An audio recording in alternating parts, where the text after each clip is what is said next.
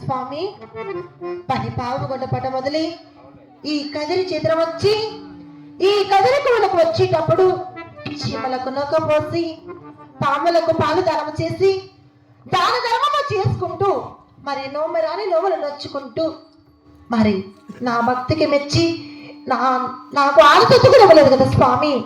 ఏమైనా కానీ 7 మంది గారని లక్ష్మీ నరసింహ స్వామిని నా మనసులో ఒక్కసారి వేడుకున్నా. వైకుంఠవాసుడా కాపాడరా భీమయ్యా, మూల శ్రీరమణ కరుణించరా భీమయ్యా,